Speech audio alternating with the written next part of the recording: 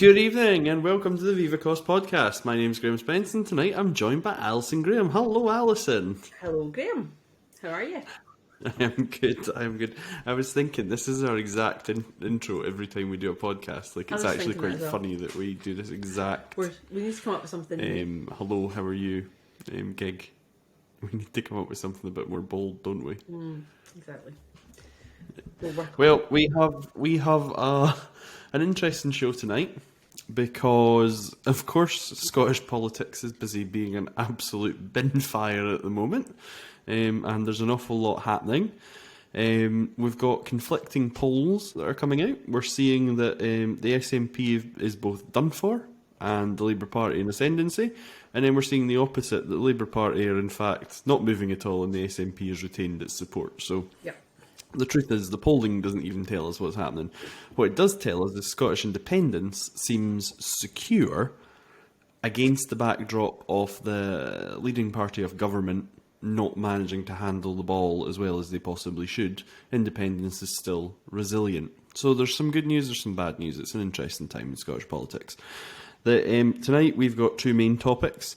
One of them is looking at other countries and other sort of domiciles and seeing how they do politics. And secondly, we're going to pontificate, not specifically about the SNP, but since everybody's now calling for transparency and openness, which was a key plank of our action plan for Ash, we're going to talk about what we would see as the critical things and the ways that we would demonstrate that if we were designing a new political party from the ground up. Yeah. And then we're going to drop an exclusive on the Scottish Independence Party.scot that's taking social media by storm just now in the belief that there is a new political party. We have an exclusive for Vive watchers and listeners. Yeah. From a bit of research. Doing a bit of research. So, what do you think? So, we've obviously got transparency. The NEC, the SNP met today. They had a long meeting, I understand, and they had some problems. Their problems come in the sense that not only have they got some financial conundrums, and if we put them to the side just now, we've got a situation where the Treasurer is quoted with saying that there possibly isn't enough money coming in to keep, the standard of upkeep that the SNP has come to expect in good working order. And then secondly, that the SNP possibly need to spend some money on how to become more transparent, with forensic accountants and such being brought in to get to the bottom of their pickles. So let's start from the top. What should a political party look like when it comes to transparency, not just of finances, but of governance? Yeah. So I think the key thing to look at is what governance actually is, because it's been bandied about quite a lot over the last wee while. And it's certainly something when I stood for the NEC in 2020, November 2020, for the 2020-2021 kind of session. It was certainly a platform that I stood on, looked at good governance, transparency, and clarity, and communication, good communication with the members who represent them. So essentially, if you've got good governance, you are of a mindset that you are putting things in place to ensure that you hope it's never really visible, but it's there. It's a bit like having your house insured. You really hope nothing happens. You have to claim on your insurance, but if anything does happen, it's the safety net that's there, or car insurance and stuff. Although a lot of those are actually kind of legal requirements. But so governance, particularly for a membership organisation that is there on, people in the NEC, for example, are like the board of directors. So they're there and empowered by the conference, which is actually the authority of the party, to make decisions on behalf of the members. One of the things that I found really odd is that there seems to have been quite a lot of NEC meetings of late, or communications of late, but there was a conference promise, a special conference that was an emergency when the Supreme Court passed the judgment back in November, and then it was March, it was mid-March, I think it was Mother's Day, wasn't it, 19th of March, which was mentioned a few times during the campaign, because we got asked about it as well. So all the candidates got asked about it, all the candidates' campaigns got asked about it. And it was all, I think everybody had said, yes, this is something we should do. So we're now mid-April, recess is over on Monday, Parliament's back. There's been no discussion at all about having a spring conference, which I thought the March one kind of was, just the SNP spring conference. So it looks as if the SNP are not having a conference in spring, which, given that the NEC are only empowered intra-conference, it would seem that the appropriate thing to do would be to bring the members together to actually discuss this in a wider way, rather than having the same subset of people that clearly didn't see that not having governance was an issue. And the transparency. If you're only driven to that point because something external has happened to, force the issue, then you're maybe not the best people to understand the importance and understand, what level you need to go to and how you would design that. So we've talked a lot over, all the time that we've kind of known each other about the idea of doing politics differently, and how it might be scary for a lot of political parties or people who have been in the kind of political sphere a long time to kind of contemplate the idea of openness and transparency.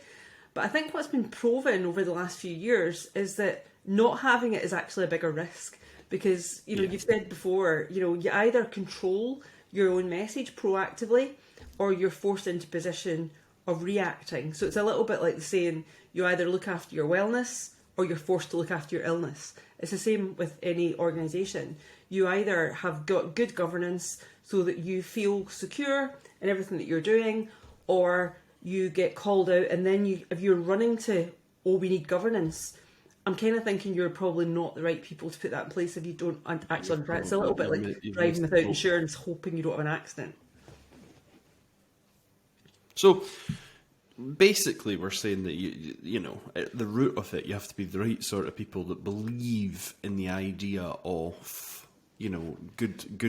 good policy and good procedure and good process. Yeah. Because if you don't believe in that at the outset, you're probably not going to be the guarantor of it when you're in the building. Yeah. So one of the sort of ideas that we put out there, and this is probably the easy, we'll pick on the easy examples and we'll get a bit more in depth as we go. Now, it's worth noting we're going to attribute this to our Thistle party, our fake party that we concocted to make some of these arguments, because it's not. In fairness to the SNP are not the only people here who have a bit of a dilemma, because I believe all the other political parties are also, in some form, lying or being deceitful about the amount of membership they actually have. So it's the nature of politics, as it is at the moment. It's the nature of just everybody pretending they're bigger than they actually are, not being, not being real about it. So one of the things that we put forward, and one of the sort of key ideals that you and I sort of espouse, is that the membership should be an open number. Now, this is something that's it's a closely guarded secret by political parties, where they don't think they should share this number because it'll either embarrass them or, seem odd to them. But the truth is, and, it's the same across all the political parties, out of, 100 members, you're going to be very lucky if there are 10 members who are actually active. So there's about a 10% ratio of people who are active. Mm-hmm. However, the other 90% provide, obviously, finances and possibly... they provide that. However, they also, they provide the funding in exchange for occasionally get to vote in a leadership election or such, but they often don't turn out to, the political tests that we have to go through, such as election campaigns. So that 10%, I'm sure it could be improved, but then there's a lot of people who I think join a political party with just the expressed desire to be a member without wanting to do anything with that membership. So I don't think that's not unique. That's not an SNP only thing. It's true of all political parties. And then we've got to have a look at how that number is published. So currently, for reasons unknown, the Electoral Commission doesn't require political parties to actually disclose their membership. There's no legal requirement in writing anyway to force any political party to disclose their party membership. So you rely on certain events to, publish the membership number. These are usually leadership elections.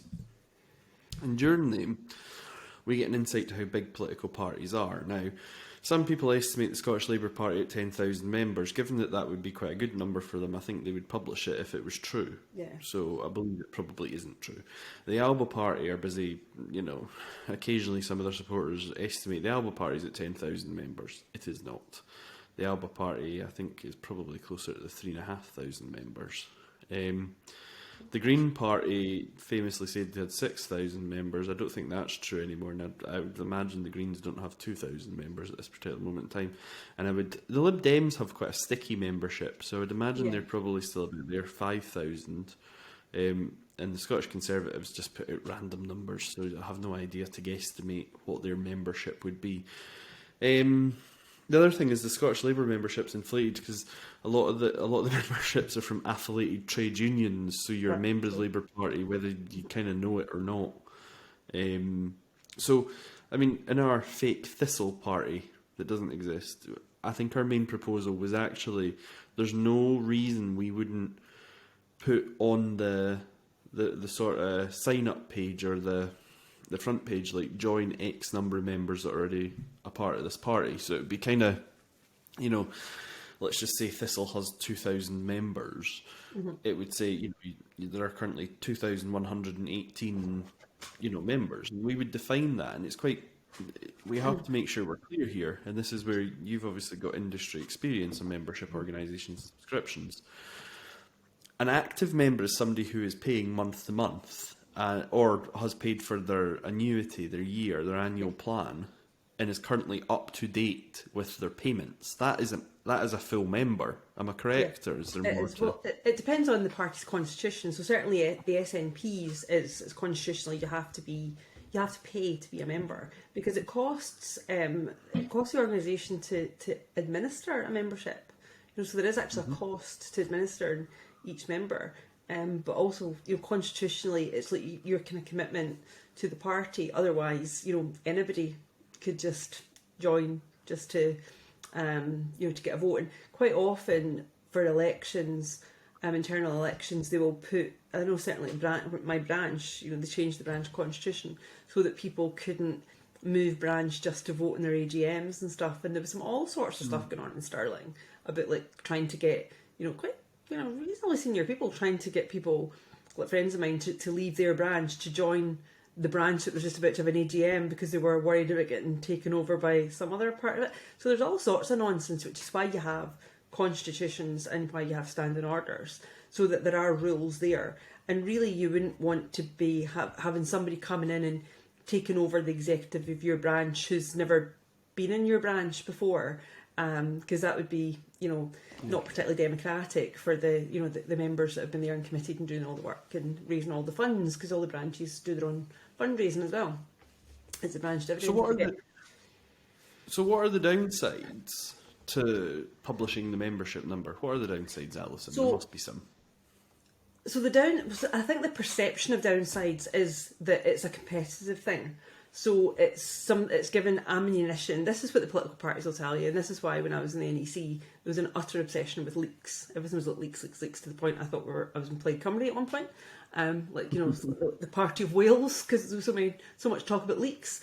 But the kind of nonsense of that is like in a corporate environment, they actually do projects on trying to increase their membership. So some of the things that you would do is your kind of what they call core KPIs, your key performance indicators of if you're a membership or subscriber organisation and that's a good chunk of your income, then that is something that you want to report on. And a lot of organisations like Sky TV report this to the city, and that's the things that affect their share number. So it's like your subscriber number and your average revenue per subscriber or per user, they call it. So it would be your average revenue per member. So you would say for all your members, how much is your kind of average income? Now, I know the SNP used to break that down by kind of different, they'd cut it in different ways, like demographics and stuff. They would have like, by age, by, by sex. So like how many women you had and how many men you had and, how many, under, what's YSI now, like 31 or something? I think I'd bought a house there on Saturday. But anyway, things like that, or over 60s or over 65s or what have you. So because what that tells you is are things that you're doing affecting your membership in positive or negative ways, and it's affecting across the board, or is there specific demographics or specific cuts of your membership that are being particularly affected?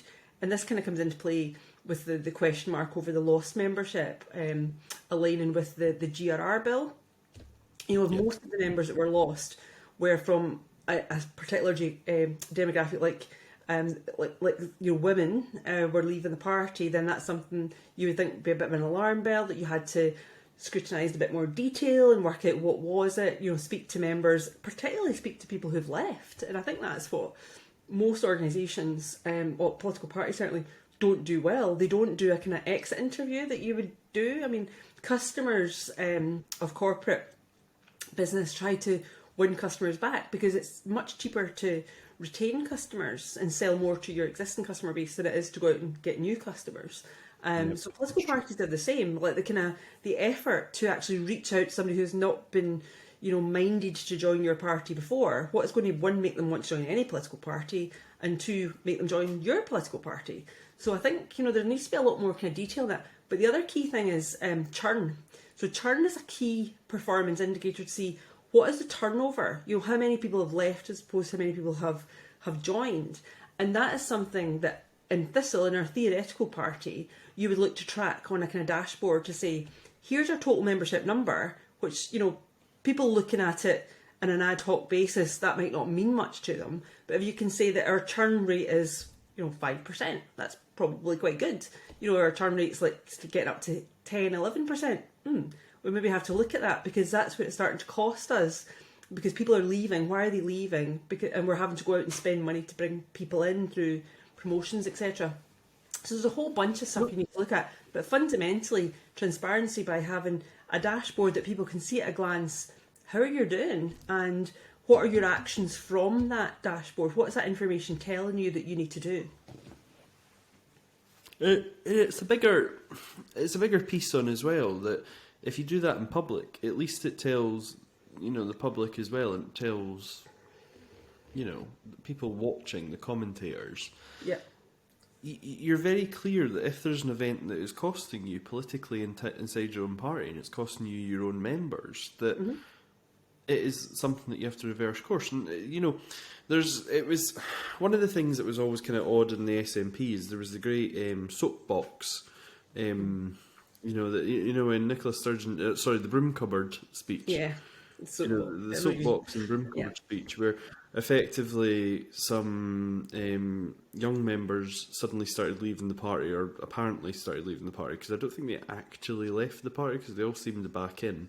Well, a they bit did. A day later, but anyway. I think some of them got straight up through vetting into being councillors. So they all of a sudden were leaving the party, and Nicola Sturgeon, straight into her broom cupboard and onto her soapbox, was effectively demanding everybody else change their sort of stance, and suddenly we had to give this more weight than it was possibly getting, because the party on a whole was kind of like, nah, we're not interested in that issue.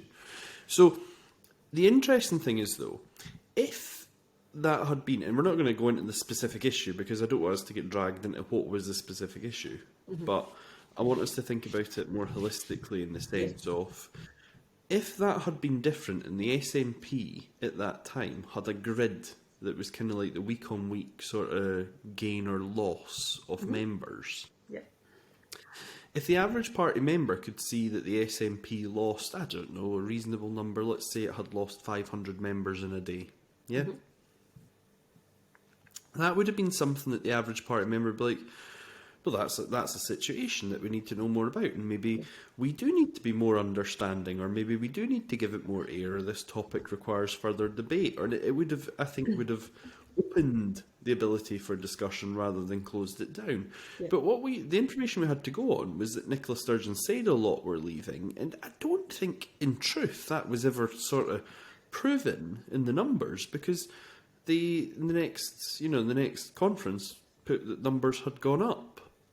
So, there was a really interesting thing at that time, that a friend of mine who was a membership secretary was very much, quite a small branch, so very, very good, membership secretary, who did what I would say is what a membership secretary should do, kept an eye on the branch membership, and if anybody anybody left, they would try and, win them back, like a lot of corporate organisations will, like, why are you leaving? And, that's good practice. Why are you leaving? Is there anything we can do? Is it something we've done, or, what can we do to improve things? And there was a couple of members who had been terminated, and she phoned to HQ to ask, what had happened, because she said, this is really odd. I want to try and win these members back, but I don't seem to be able to do this now because it's been terminated. And they said, that'll be because of what Joanna Cherry said. And she said, I haven't told you who they are. She hadn't actually given them any detail. And that's what HQ actually said to her. So I think it's a bit like perception becoming the rule of, why people are leaving. The other thing about what Nicola did about the whole thing about there's a lot of people leaving, how does she know? If they don't know, if they're not tracking the membership churn, they're not tracking the membership number, which we're now been told that nobody knew, it was a big surprise that they dropped 30,000 members during the election campaign for the leadership, then how did she know about those ones? And it's like, when I left, I sent an email to Stuart Stevenson, who's the National Secretary, because I was a member of the NEC, just to explain, not everybody does, but I explained, politely explained my reasons, thinking, this is hopefully a learning exercise kind of thing. I never heard anything back. So, you can only do what you can do, but it is a big loss if you don't understand why people... One, if you don't understand that they are leaving, you definitely can't do anything about it. Two, if you don't understand why they're leaving, even if you understand that they have left, then you're not learning anything from it. And three, if you're not measuring churn and you're not measuring the membership number, frequently, that's something that you should be keeping a very solid eye on, particularly because politically things change all the time and it can be a bit of a roller coaster. Then if you're not actually tracking that, and if you make a specific action to try and resolve why 500 members have left over a week or something, then if you take a specific action, you want to know that it's worked. And if it's working and actually the people are renewing, or their new members are coming on board, or the drop rate, of people leaving is controlled, is back to kind of normal levels again, because there's always people drop off for whatever reason that you kind of can't get back. But if you're not checking that, then you don't know whether your actions, you don't know to take action, and if you even if you do take action, you don't know whether it's working. So it's a little bit like trying to manage a business when you're blindfolded with your hands tied behind your back, which is a really odd thing considering members are the core of a membership organisation. They provide the majority of the finance, and they provide your engine, your oil to make the machine work, like for your activities, for your ideas, for your policies, for your conference, for your manifesto, to get people elected, and even growing the talent to become elected members should be coming from the membership.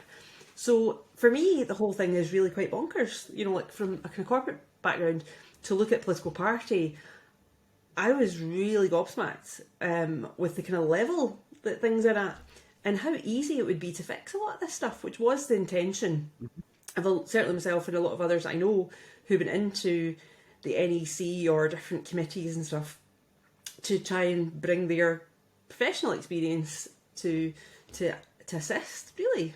So yeah, I think the idea of doing Thistle and doing it theoretically is good, because it's not just words saying, we're actually demonstrating what good looks like. And I think a lot of political parties don't know what good looks like when it comes to basic hygiene of governance and transparency that builds trust.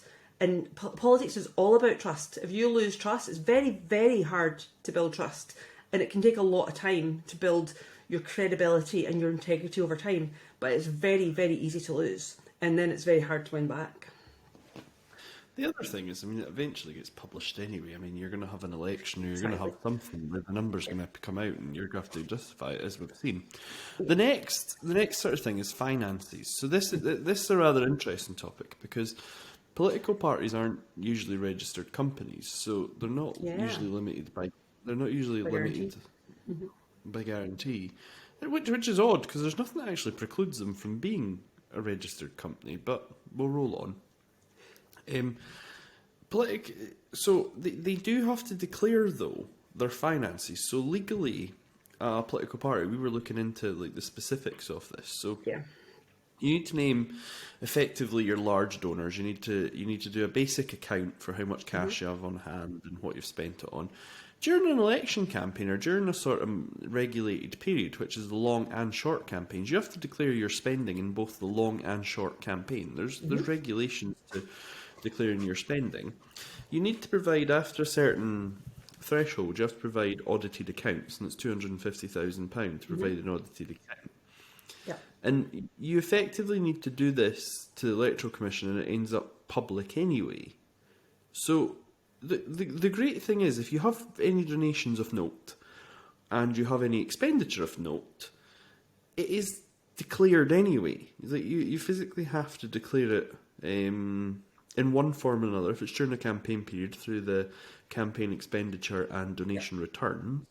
And in an unregulated period, which is any time between a political campaign or election, you have to declare your income, and not in granular detail, but you have to declare your expenditure anyway.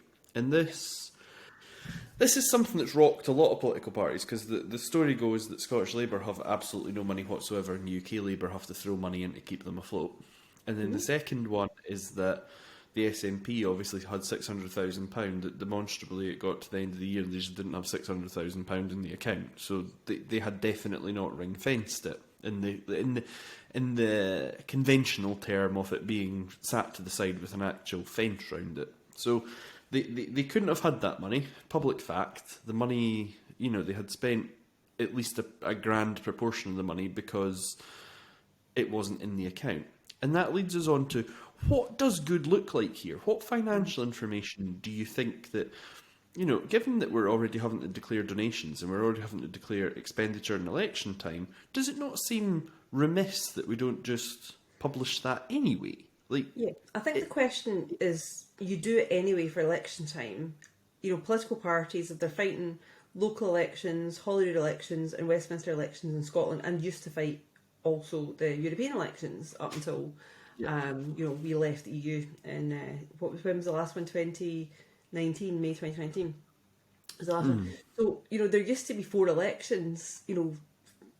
You're pretty much only about 18 months away from an election at any one point.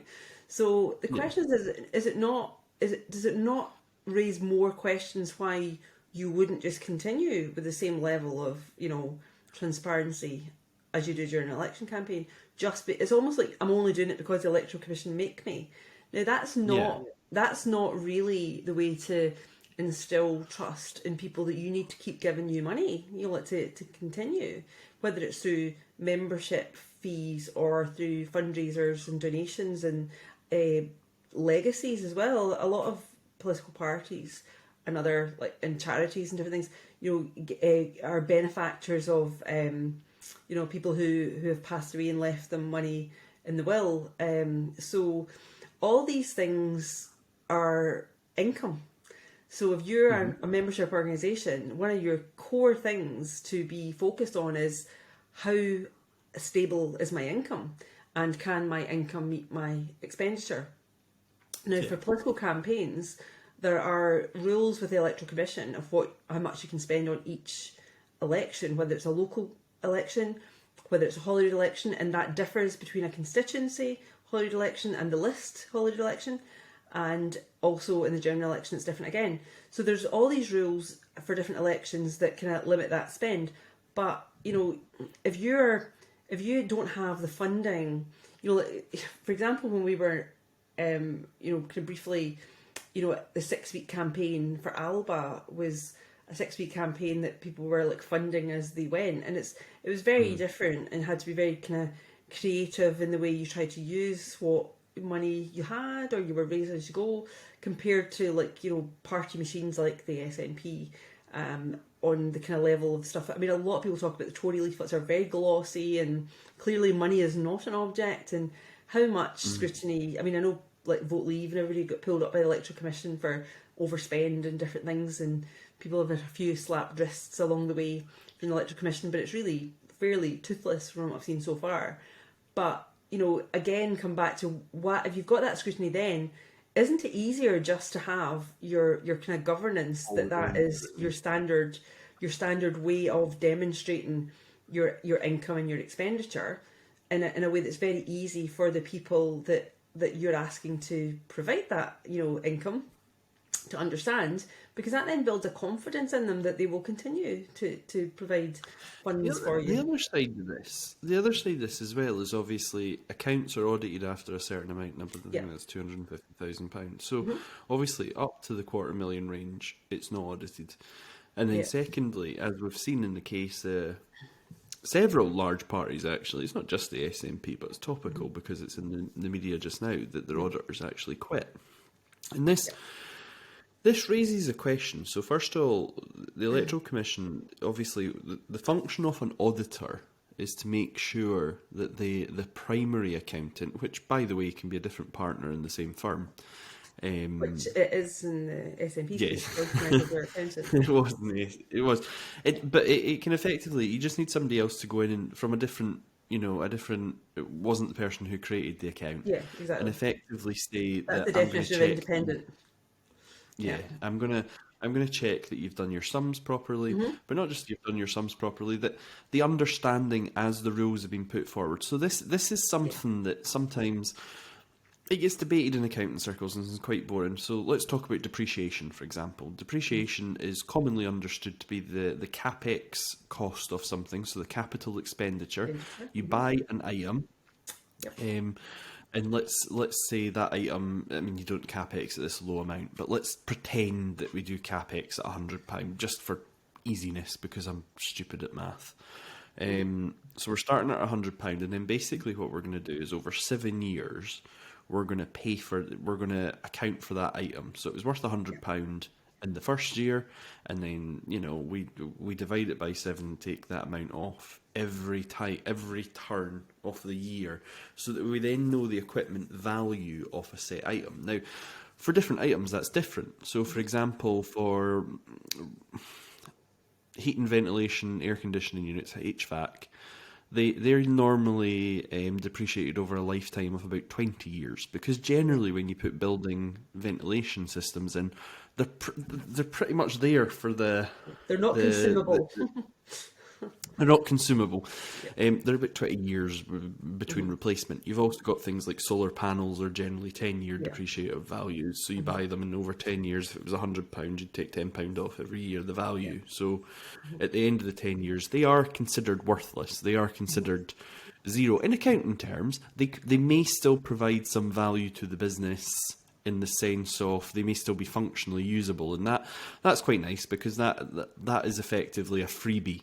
But Exactly. Yeah.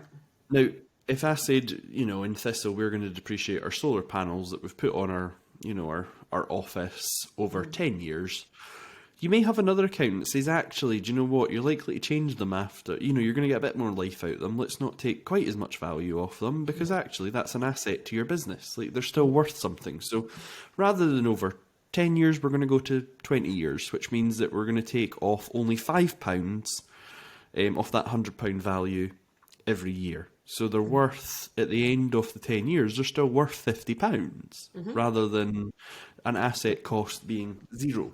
Yeah. So this is something that the auditors are brought in for, not that specific example. That's a glaring example. That's a hyper example. It's not even reasonable. But it's an example where you get an auditor in, and the auditor comes in and says, well, actually, you know what, your understanding here is poorer than mine, or we need to have a chat about this, or, just kicks the tyres and sort of checks that how you're depreciating things, how you are valuing things, how you are accounting for certain things. Like, is that a donation, or is that a benefit in kind, or is that is someone bequeathed it as part of their estate? Like, is this, what method and how are you attributing that, and under what rule are you attributing that? And that's what an auditor does. Yeah, and there's different rules. Sometimes there's different tax treatments as well for a lot of these things. So they will make sure that that's all been done correctly. Yeah. The other thing that comes in here, though, is this is perhaps where it's difficult, and I understand that the SNP had some difficulty finding another auditor. I think they put a statement saying they were having trouble. But I think political parties in general do struggle for auditors, and it's because electoral law is quite specific in what timeframes things are. And, there's a great thing that, if Alison owns, if our Thistle party wanted to print some leaflets, and Alison owns a business that produces leaflets. Now, let's say for 1,000 leaflets it costs us £100. Now, that might be Alison's normal rate, but if any customer, so the local cafe, the hot rolls company, contact Alison and say, oh, we're looking for 1,000 leaflets, and she's like, well, that's £100, but they can negotiate Alison down to £50. The interesting thing is political parties can also usually get the same business deals that exist to the commercial market. So they're not actually, it's not worth £100 because that's not the market rate. The market rate is what's the rate that in a general customer, it's not a political party, could get the cost at, which is sometimes not the headline advertised price. So this is where you get a bit of difficulty, because should you declare the £100 that nobody is paying, or do you declare the £50 but with a £50 donation in kind? And you get in a bit of a mess there, because the truth is that everybody can get the £50 rate, which means that is the market rate. Yeah. And then secondly, we move on to things such as if Alison was a printer and I came to her from Thistle and I says, look, me and you, Alison, go a long way. £50 still too much for me. Can I get 25? And Alison says, I tell you what, I'll do it for the 25. That'll cover my materials. But Alison's only doing that because I'm her friend and it's not a commercially available rate. In that case, we should be declaring the extra, we'd have to declare the £25 cost, but also we should be declaring that £25 was donated as a donation in kind. And then it comes into whether you're a member or not, whether you're allowed to donate, or whether you're allowed to do an electoral roll. But this is happening up and down the country, and it's not unique to one party. It is, and I don't think that it was set in a time when people, it was set in a time when people had rate sheets, and I don't think it's kind of kept up with the sort of speed. Like, if you spend £100 on Facebook advertising, and this isn't just if you're a political party, if you spend £100 on Facebook advertising, I think you get 10% free or something. Like, they offer you an extension. But that's available to anybody who does Facebook advertising. But the question then is it benefit in kind, or is that just what you... Do you know what I mean? Like, and I think that the Electoral Commission themselves, effectively, I think they do in the sense they do, they do their spot checks and stuff, and they do all that, but they generally believe that the auditors and the accountants are telling the truth.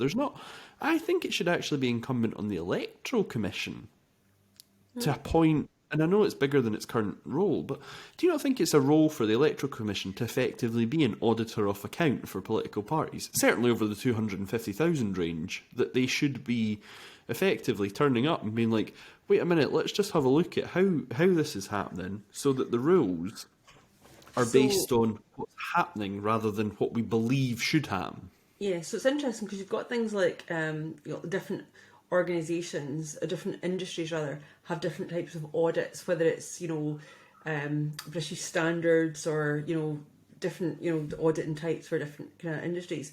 So for political industry, should there not be also, like, as you say, an Electoral Commission being that spot auditor? Not to say that they would want to take on the responsibility and take the the potential business away from any other accountants that do audit facilities as well, but certainly to do that audit, like a planned audit and an unplanned audit, etc., to make sure that things are actually fit for purpose. But the other thing is back to good governance. If you want good governance, it's not about tripping people up. It's about trying to empower them to do the right thing.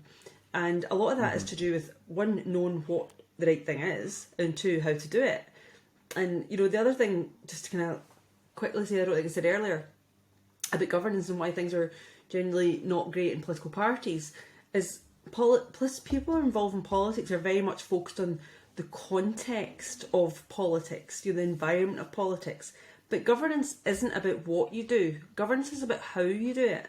And it doesn't really matter whether you're, selling light bulbs or you're running a political party.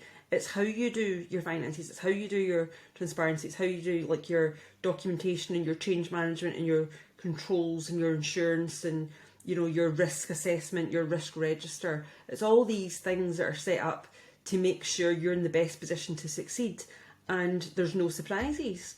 And what we've seen of late is big surprises, and that's bad planning. That is bad, management, bad planning. Lack of understanding of the importance of governance. There's a lot of talk about governance, but as I say, circling back to, I'm not sure people really understand what governance is or how to do it. But also, and it's not just about documenting governance. All you've got then is a document on a shelf. It's about actually instilling the culture of governance through your whole organisation at every level. And one of the things I think you and I learned, and Rob, through different experiences, kind of the last few years, is how few people actually understand the role of a political, being an agent, to the kind of election agent, a political election agent. And the election agent has got a lot of this responsibility for doing all the the paperwork and the submission for the electoral commission that goes up kind of to the overall party election agent to submit it. But even at a kind of branch level, I know certainly in the SNP, I don't know how other political parties are structured, but they are separate accounting units, the branches and CAs. So there's there's well over kind of 200 of them. But if in my experience, what they tend to do, talking about independent auditors, and what the definition of an independent auditor is that a lot of the branches get their treasurer will be the auditor for another branch, or so they will share that, because a lot these people are volunteers, so they're volunteers in a membership organisation, and they're doing their best to get things right, and they're getting somebody who's not in their branch to check their things, but technically they're all still in the same party. So somebody mentioned it to me the other week, and I was thinking, that's really interesting. But if you weren't allowed to do that, then what is the alternative? You're then leaving it to individuals with another burden of having to go out and find somebody who's independent of the party, and then is that then like taking the veil of transparency up so that people can see, how do you know the other person's not from an opposition party or allegiances or something. So it is quite complicated, which is why I think, coming back to your idea about the Electoral Commission, I think a lot of this stuff needs to be a bit more prescriptive from the Electoral Commission, but also supportive, that the things are being put in place to really understand how to navigate what we looked at before with the campaign in a box idea. That idea of having here's a how-to guide to walk you through this. And the Electoral Commission do put up information, don't get me wrong, but there are still a lot of anomalies, even when you're an experienced election agent, like the examples you used about like Facebook. If you're getting it's almost like buy 5 coffees, get your 6th free. Is that a benefit in kind? Is that like a donation or available to everyone? But there's just, I don't know, I'm kind of wittering on, but there's one more thing I want to say before I forget about who can vote in elections. There was a big song and dance, kind of rightly so, I think, about when Liz Truss the Liz Truss Sunak election, when Liz Truss won, and there was a lot of focus in the press about who the members of the Tory party were, and how a lot of them were, one, they weren't even, they weren't 18, so they couldn't actually vote in a general election, that this was going to be the next Prime Minister without any other vote. At least in Holyrood, the First Minister has a vote within the Parliament, but basically if you change to become the leader of the party in power in Westminster, you are the new Prime Minister. So people who weren't eligible to vote in a general election actually got to pick the next Prime Minister. And a lot of these people were foreign nationals who were not allowed, they didn't live in the UK, but they were allowed to vote. And I think because a lot of people, particularly in Scotland, thought that was really wrong, although we do have that extra layer in Scotland, it technically was, Nicola Sturgeon's replacement to Hamid Yousaf technically pretty much was a shoe-in to be the First Minister. And it's interesting because then you start to look at political party members, and there's quite a lot of interest in kind of international members in a lot of parties and what that actually means. And I don't know, it's something I think we just need to think about in more detail. And I'm not saying that being a party member who doesn't live here shouldn't get you to have a say in the running of your party, but I think when the net result is actually the leader of a party Yeah. in election, like for an election that you can't vote in. I think there needs to be a wee bit more kind of discussion about that. Well, one of the rules, I mean, this was always one I quite enjoy, because I've done many electoral returns as an election agent, specifically for the SNP. Yeah. And you have to disclose, like, how much you spent on leaflets and stuff. You don't actually have to disclose how many leaflets you got. You just disclose how much it was, and you give the details of the printer. So you would say, this printer provided us leaflets. This was the cost. This was the date that it was paid. And one of the rules is you have to pay it. You have to pay it. I think it's within 14 days of the end of the election. So it's very much like you can't have that as like a free loan, if that makes sense. It all has to be paid off by then. But one of the interesting things is, on every leaflet, you have to put who it was printed by and who it's promoted by. So, for example, mine would say promoted by Graham Spence on behalf of SNP candidate, Dana Scully, and it would be, and it would be printed by printer X Files Division 2 or something with their address. And that we had to do that on every leaflet. However, the Electoral Commission doesn't know what that leaflet was. So it effectively is kind of like, now I think this was back when politics was a lot smaller and we weren't so quick at getting digital graphics and stuff done. And you end up in a really bizarre thing where the Electoral Commission doesn't know that leaflet is the leaflet that's been paid for there. Now, I'm not saying leaflets win elections, because you can quantifiably say they don't, and leaflets are very cheap, so you can produce lots and lots of leaflets. But for example, if we were in a local council by-election where it's a very small turnout, and, you might want to spam a new leaflet a day. Let's pretend you could get a leaflet out a day to the whole constituency of 10,000. So you get these 10,000 leaflets, which would cost you, 10,000 leaflets is approximately, I don't know, I mean, back when I used to print it was £150 to £200. I imagine it's gone up a little bit just now. But that would be the kind of going rate. Is that kind of what you would think, 10,000 for about £150? Yeah. And that was if you're doing your own artwork. It's obviously a lot more expensive if they have to do any work for you. What the card is as well, how good quality the card is, and glossy. Remember, we had two different printers before, and one came off in your hand. We were cheap. But one of them came off in your hand and the other it didn't, and there was a price difference. Yeah. Well, that's the difference between matte and gloss. Gloss is generally better. People like matte better when they see it. However, gloss is generally cheaper. Believe it or not. And secondly, gloss it's the one that gets stuck together when it rains. But matte goes mulchy if it gets wet or is mold. It gets mouldy kind of thing. So lots to describe there. We were always cheap. We always had 80 GSM. We had the cheapest of the cheap. But if you supply your own artwork, by the way, for anybody who's printing leaflets for any political party, if you do your own artwork, and it only takes you only have to set up your own artwork once. And websites like Canva and everything will do this for you. They'll set up your bleeds and everything.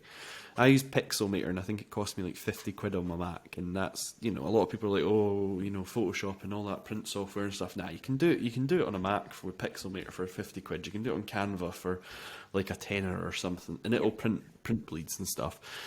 If you can learn that skill on a YouTube video, you will save your political party thousands, because you every leaflet you do, you're effectively paying the printer to do a very small task of spacing the leaflet properly for you, which you can learn yourself in about 10 minutes. It's called Print Bleeds. But one of the things is, if I started spamming my fictional constituency council by-election, effectively, you would need to, as a constituent, to get the Electoral Commission to take notice, you would need to collect up all the leaflets I send you. You would need to then wait for me to put in the electoral return, which I'm allowed to do, I think it's up to 30 days after the end of the election. You would then, by the way, it's not published online, so you're not getting to see a local council by-election online. You're going to have to troop up to your local, and in my case it would be Fife House. You'd have to go to your local council or local government election centre. You then need to wait for them to go and drag the file out and photocopy it, because there's no way they're going to give you the real copy of it. So they're going to have to photocopy it and send you it. You're going to be sitting there waiting, because again, it's one of these things that you're not allowed to take away with you. You have to review it there. And then you'd need to go through and be like, oh, well, I got 5 leaflets, 5 bespoke leaflets, but he's actually only accounted for 4. Yeah. And then, you don't know. Now, the interesting thing is the Electoral Commission then come speak to me, and they'll say, oh, Graham, you've been doing this political campaign here. And actually, we have 5 leaflets here, but you've only accounted for 4 different leaflets here. But you don't actually have to account for different leaflets. I could pay that printer one fee for the whole campaign. Yes. And then And that's where it's like, oh, well, differentiate. I paid this printer £500, and then it's kind of like, oh, was that 5 different leaflets, or was that only for 4 different leaflets? Then the Electoral Commission have to go and bug the printer and be like, well, could you tell us what what this cost was? So, I mean, in theory, there's a lot of work. There's a lot of dog work that someone has to do to find out, a bill of 500 to quid. query. Yeah, and that's just on leaflets. That's before we Yeah. get anything else. And, one of the things that I've always wondered is, should leaflets not have to be registered in, marketing materials that you're going to use in an election? Should they not have to be registered with the Electoral Commission? So, for example, this is item number 32109, which is a leaflet for a Fife Council local by-election in Dunfermline West, and this is 32019. This is what it looks like. I've taken a photo of the front and back, uploaded it to the Electoral Commission website. This is what we are calling item 32019. And then when it goes through the doors, rather than having the promoted and printed by, it says election item 32019. So you would then have an ID that you can at least cross-reference and say, yes, this has been declared. Because one of the funny things is, and I learned this. So in the SNP, we quite often had quite new polling boards, Correx boards at polling stations. I know it's not allowed in all constituencies, but it's in Fife. Yeah, not ours. And we often had quite new ones, and we got them printed with people's names on them. They're quite expensive to print in the sense of print costs. They are one of the more expensive items. And then if you want them in lots of different colours, it's usually why political parties stick to one colour if they can. Yeah. I noticed that the Labour Party and the Lib Dems often reuse a lot of theirs. So do the Conservatives, so do the Greens, but they're not actually declared in the expense. So again, as long as you run more races and you have more accumulated useful material, so for example, if Scottish Labour run in 10 elections, they might have 10 times as much accumulated, Yeah. Correx boards. Yeah. And those don't get declared each time. Like, you don't declare them. Like, declare you them don't say, once. oh, well, When you make there's no notional cost. You declare it once, and then you're allowed to use it again and again and again. So, in some ways, political parties are keyboards. incentivised to find reusable materials, but they don't actually. They're considered like free. They're if you could keep this from a previous election. The other amazing loophole that exists is, it doesn't. It's not the same if it's got the candidate's name on it. But if you were to produce an election leaflet or an election Correx or something that doesn't have the candidate's name or the campaign on it, so if it doesn't say like Scottish Parliament, 2021, and it doesn't have the candidate's name that you're promoting, but it does have the party emblem. It does say SNP or vote SNP or something. You can actually buy that outside campaign time and use it in campaign time. Can I tell you something? Well, we live in a rural constituency, and that is what my branch did when I was in SNP. We had decided it was before the general election in 2019, so for about a year or so, remember there was no elections between 2017 and 2019, December 2019. The last election was, the general election in 2017. So what we did was, we had quite a lot of funds that, very good fundraising branch out here. So we bought, because we're rural, field posters, but we did general field posters with the party name and whatever kind of slogan-y thing was.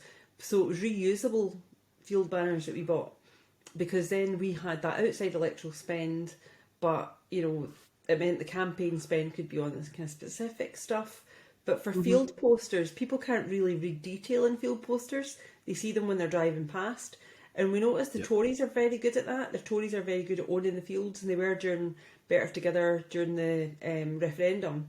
And I think it would be very different now, to be honest, the way things are. But with Brexit, but if you're driving past and you're continually seeing, a banner that very clearly signifies a message, then it's pretty impactful, more than expecting you to come up and close up and read the detail of a poster. And most people who put posters and leaflets together put too much detail on it.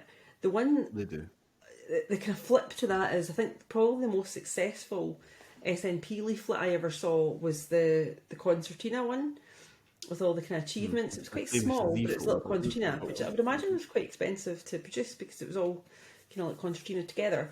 But that was done for a particular election, and then I think it was at conference in Aberdeen. We managed to get some boxes of it, and that was the one that we used a lot in 2019, and that was the one that seemed to resonate more than anything else.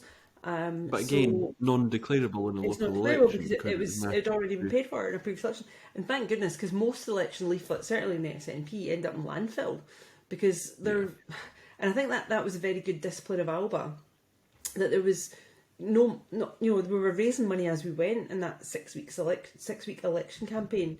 So we made a very clear decision in Mid Scotland and Fife that we would run out of leaflets rather than bin them, have too many because and couldn't shift them. exactly. So that was our goal, was to try and get, I think it was 100,000 leaflets or something, but we got them through every door that we could, with all the activists that were coming together across the region in Stirling, Perth, Fife, and Clacks, and just tried to get as many through doors as we could in that time.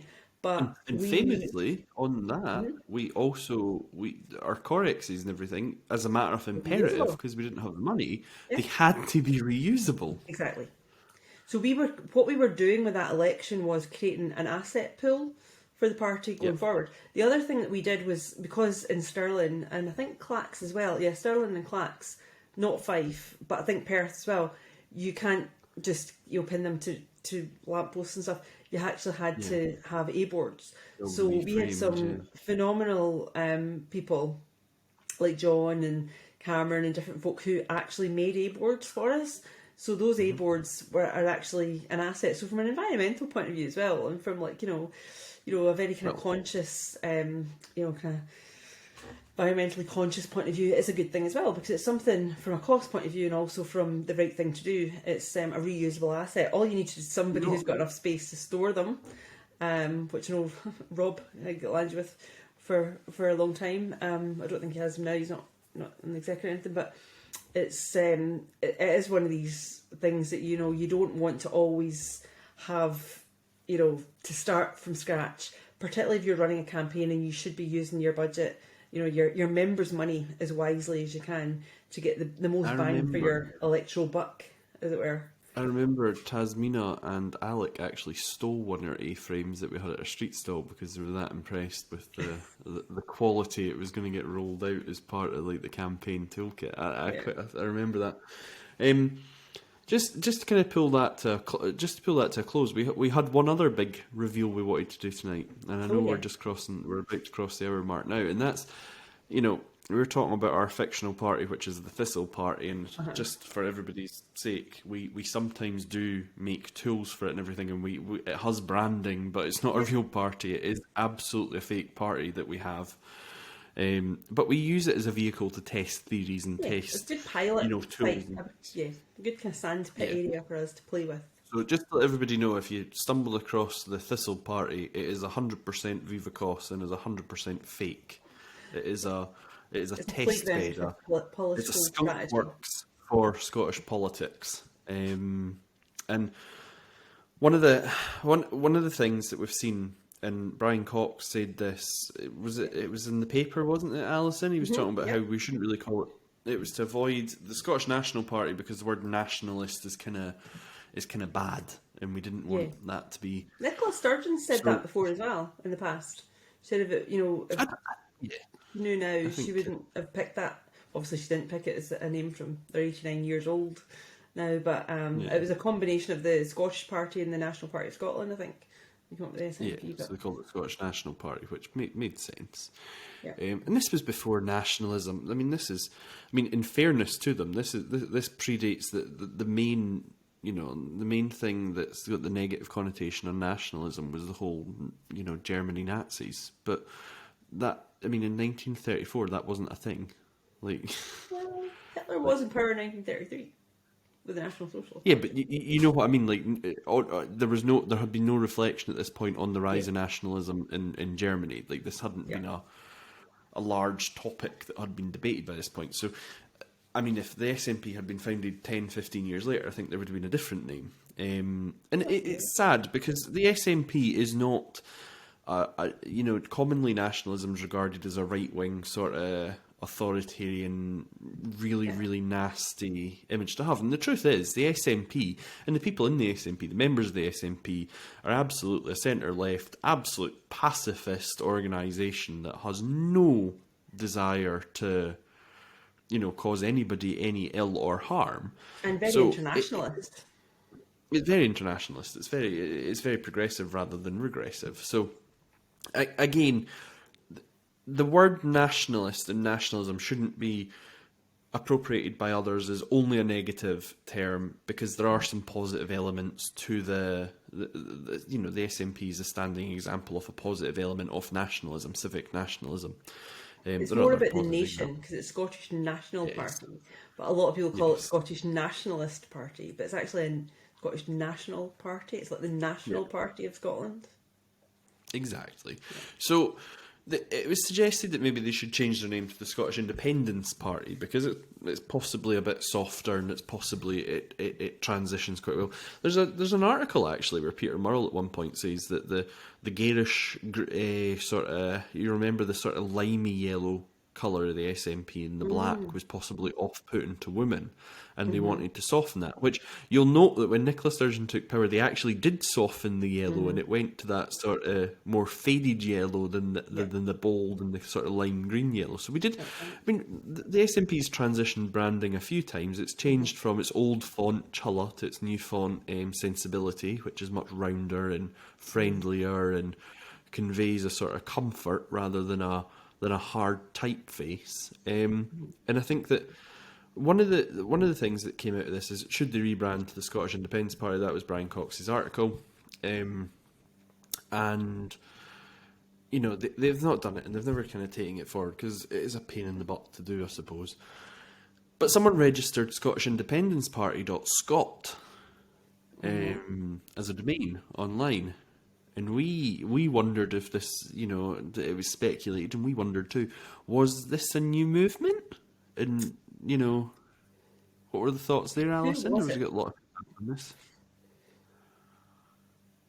It was online. It was certainly online. But the general sentiment is people thought there was another party coming, yeah? Yep.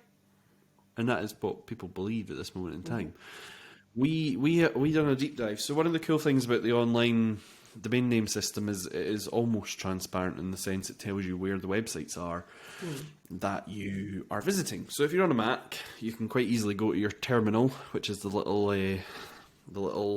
black square with a little oblique in it, and you can type in there. You can literally type in the word whois, WHOIS, and then put space, and then you can type something like google.com. And then what it'll do is it'll tell you who registered it and whereabout they registered it. And when? And when they registered it. So we've had a bit of fun with this because at first they've kept their personal information, their name and their address private. So this started the scandal. Like, who is this? So we started going through, like, who could this be? Who could this be? And we started going, sneakily through it, and we're like, oh well, is it the SNP? And it wasn't the SNP. And we thought, is it Alba? But it wasn't Alba. Then we thought, is it like ISP? It wasn't ISP. Was it the Salvo crowd? No, it wasn't the Salvo crowd. So we were starting to get there, and then we decided to go a bit wider. So we started like, is it Business for Scotland? But it's not Business for Scotland. We're like, what's going on here? We did find, however, we thought at first, and I questioned them. I mean, I don't know if Alison could because she's a director, but the Common Wheel use the same registrar, which happens to be 123 Reg, as this new Scottish Independence Party.scot. So they're both the same registrar, and I was like, I think we've found this could be it. And then I asked, and no, it wasn't. Just unlucky coincidence. I thought, who else could it be? And then the voteashregan.com, but of course I registered that domain. which is the same domain registrar. So, again, and I can confirm we did not register the Scottish Independence Party. So, do you want to tell the rest what we done tonight, Alison? How we narrowed it down to who we think it actually was? So we started looking at other Scottish Independence Party domains to see, okay, because obviously there's loads of different suffixes to .scot. There's like Your .com, .org, whatever. .com, .org, .net, .online. There's loads of them now. So we thought, let's go have a look and see which ones are free, which ones are already, bought, and the bought ones, let's see who's got them. So that was our kind of next deal. We thought, oh, this looks interesting. So we looked at ScottishIndependenceParty.net, I think it was, wasn't it? Indeed. Yeah. And we found it had been taken. And we found that had been taken. So we did a wee bit more digging into that one. And when you load up that page, it takes you to The Scottish Conservatives. website.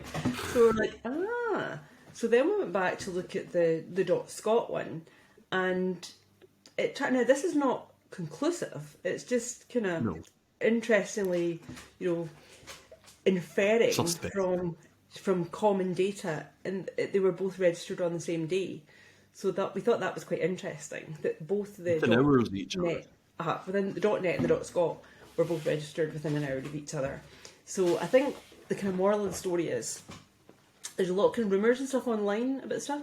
You're really better just to, not play into potential trolling. People are just trying to kind of wind folk up and stuff about things, and just, maybe just take a wee breath and have a look and do a wee bit more digging before you kind of jump to too many conclusions about stuff. So that was our wee investigative project. That was a Viva investigation. That is an exclusive. You're on a Viva Cos exclusive tonight that we can confirm that Scottish Conservatives apparently have embraced Scottish nationalism So and there you become go. nationalists themselves and have embraced independence by registering. Maybe they're They are now an rebranding independence Scotland. party. So why don't we start the rumour that Murdo Fraser's always talked about the Tory party in Scotland should be a separate entity. So maybe he's branched off and bought the Scottish Independence Party, and that's going to be the new branding for Scottish Conservatives. What a guy. What Stranger a guy. things Who have happened in knew politics that all we in the last needed... month. We just needed Nicola Sturgeon out the room. The Conservatives of when the SNP's in disarray. The Labour Party are moving in on the people who are now looking for a new party, and the Conservatives have apparently, and I'm winking when I say this, the Conservatives have decided that they are now the party of Scottish independence. You could not write this. The Scottish Conservative and Unionist and Independence Party. Now, I would also stress that it might not be actually the party themselves. It could be just some of their supporters having a bit of a laugh. But it could be an SNP member that's forwarding it there. It could be funny. Politics is a funny old game, and I suppose at the end of the day, things have, a lot of people are feeling a bit, down and despondent and a little bit politically homeless. I think a lot of people at the moment. So if we can do something that's a bit of a smile, then hats off to those who did it, because it is actually really It's amusing. also worth us putting out there. You had a laugh. We saw it. Domain names can be worth a lot of money. So, for example, the SNP never registered ScottishNationalParty.com when they were founded. Obviously, domains were quite rare in 1932. Back in the day, yeah. But they never registered, and they haven't subsequently registered ScottishNationalParty.com. So we went on and had a look at the domain valuation to buy ScottishNationalParty.com. And the truth is, today, if you wanted to buy it, it's $150,000 to buy ScottishNationalParty.com. Now, if you did it, they could hit you with a trademark infringement if they've registered their trademark. They can actually, get the domain off you for like £14. But you shouldn't. The truth is that domains are not terribly well enforced. So the truth is, you can register domains that are nothing to do with you. Like, I mean, we were the Ash Regan campaign, and we registered voteashregan.com, but there's nothing to stop the average Joe going in there and taking over votehamzayousaf.com. Like, you can go in and do that. I mean, it takes them a long time to get it off you. These are things that you can genuinely do. So Yeah, don't always believe it, but it is quite an interesting tale, and you've heard it Yeah. here first. But So this has been a different episode for us because this is talking about Thistle and our what we refer to as our open source party, our party of positive and outward, sort of transparent things that are no built from the ground up surprises. to be transparent. Yeah, the no surprises. It's meant, and do you know what? It is more embarrassing. It is a tougher party to run. It is definitely a tougher gig. But Yeah. the truth of it is that when you Work harder. have transparency built in, and when the idea is all the information is public by default, and all the information is available to everyone, it allows you to have confidence in the security in knowing that nothing, and I mean nothing, can be going on hidden because it was never built in a way that anything could be hidden. There's no closed doors, there's no curtains. It's effectively like a shop window of transparency. Like you're working in a glass box. So if you know you're working in a glass box, it makes you work harder. It makes you think about things. It makes you think, well, there's nowhere to hide. So honesty is the best policy. But even things like, It you does talk mean about that domains, you need to be sharper on things like that and make sure you're thinking about not what you need now, but what you might need later. And if you don't secure things like domains for different suffixes, then other people could come in and take those. And you might want to expand into things later. Now you can, or people are impersonating you and stuff. So it really does make you work harder, think sharper, and be more honest. Yeah. So, thank you very much, everybody. That's been an hour and 10 minutes. We're going to wrap up there. You've been watching and listening to the VivaCost podcast. I've been Graham. Alison's been Alison. Good night and goodbye. Good night.